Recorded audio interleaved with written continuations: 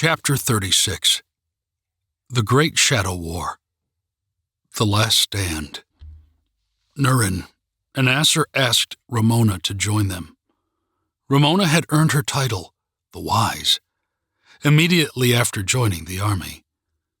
Ramona could formulate plans at inhuman speeds, calculating risk-reward analysis almost instantly. Ramona had a far superior cognitive ability compared to a regular person. In other words, she was a genius and the group's master strategist. The three gathered around an old but very sturdy table at the side of the dark room where people once prayed. Quickly losing light, they placed 3 lanterns on the table. They rolled out an old map of London and used the lanterns to hold down the brittle edges. Then, they grabbed some stones, sticks, and other random objects to use as symbols to indicate the different armies, buildings, or other landmarks. The 3 needed to quickly figure out a strategy to best use the talents of the 15 surviving soldiers to defeat the Jinn and/or trap and weaken the powerful Merid, Gaia, Thanatos, and Phopter. Everyone understood the importance of the upcoming battle. They did not have the numbers to prolong this war any further. They only had one last shot at this. All or nothing, the 3 agreed. Though to do nothing was not a realistic option. It was impossible to just walk away. Even if they tried to leave, the Jinn would hunt them down tonight. It would have to be the Keeper's army's last stand. Ramona suggested, "Let's analyze what we have and what our strengths are to plan out how we can use them to the best of our ability," Ramona continued, "as well as figure out the weaknesses of the Jinn and how we can best exploit them to our advantage." Asser and Nurin looked around the room and started listing everyone's strengths. Chu could emit or shoot rays of harmful radiation from his eyes. Abhay had yet to meet her equal on the battlefield. This was primarily due to her supernatural ability to outmaneuver her enemies with her amazing cat-like quickness and reflexes. Swapna could make her attackers fall asleep with only a glance. Tashar could instantly freeze anything he touched.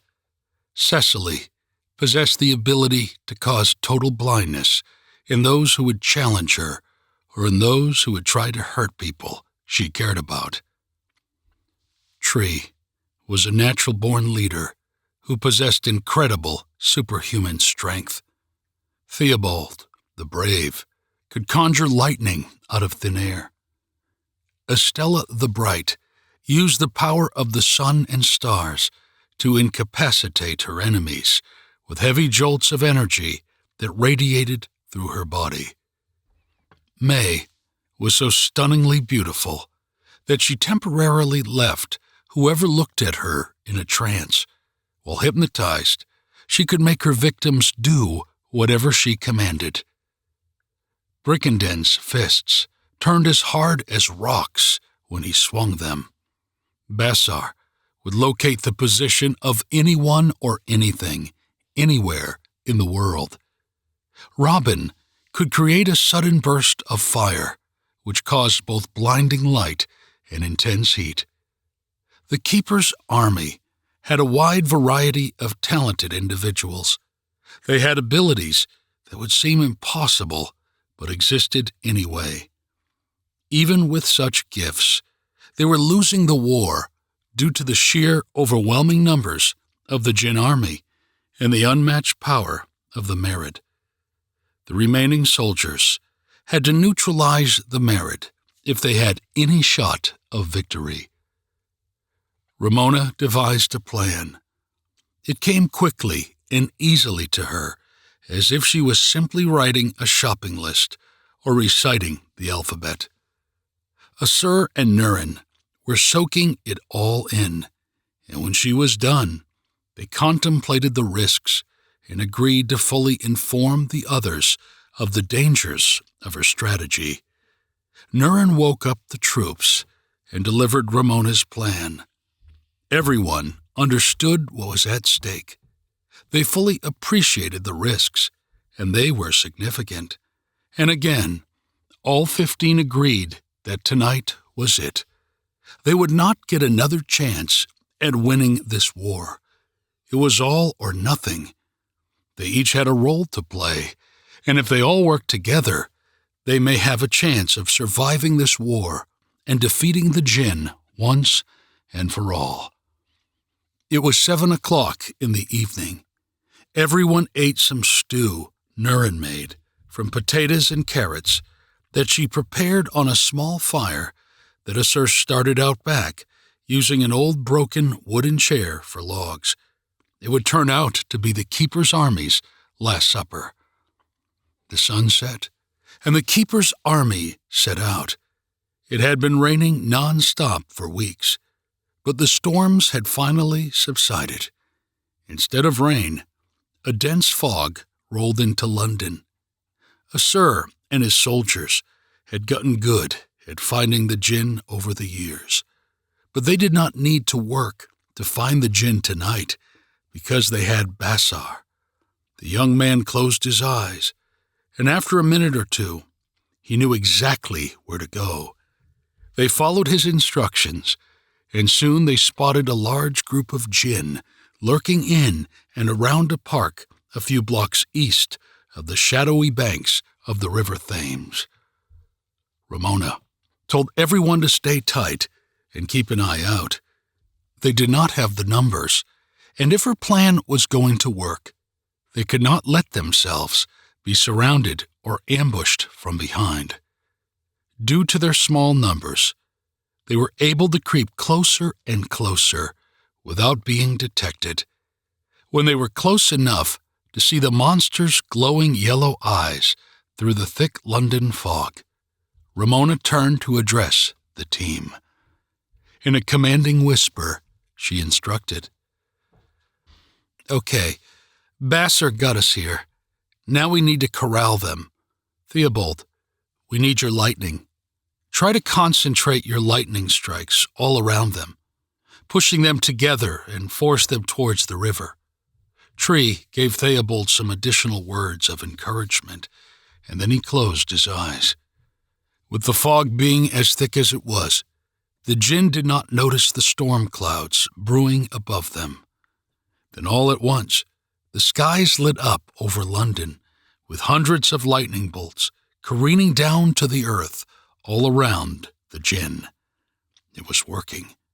The Jinn were clumping together and retreating until they were stopped by the mighty Thames. They inched closer and closer to the water's edge.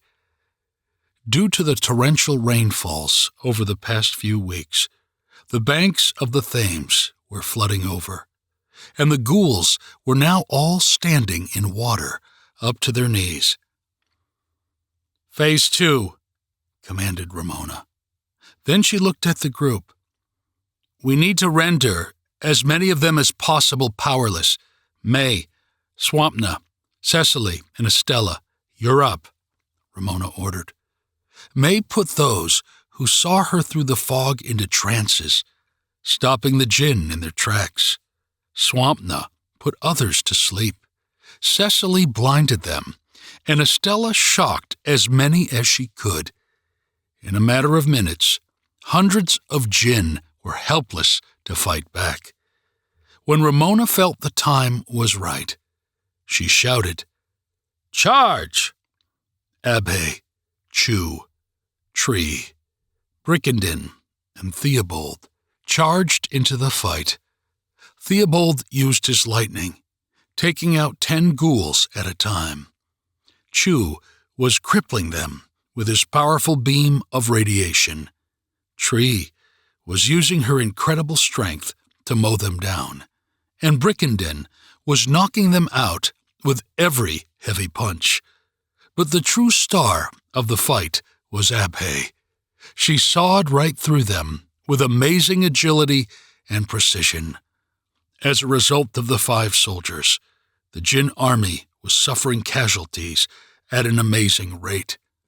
If any Jinn escaped, the powerful 5, and got through, the rest of the Keeper's army would force them back into the battle.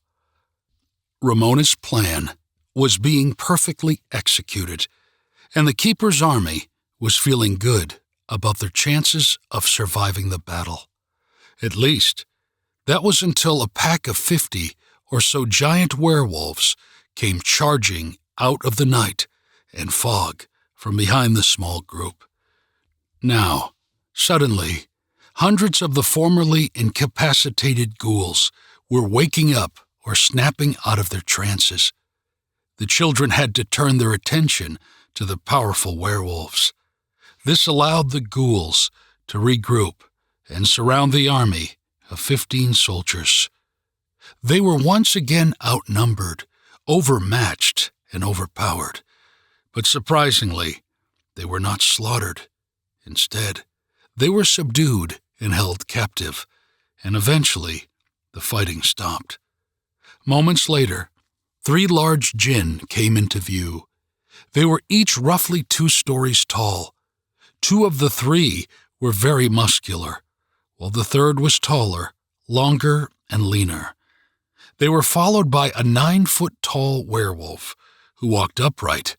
The Jinn army presented their prisoners as gifts to their 3 masters.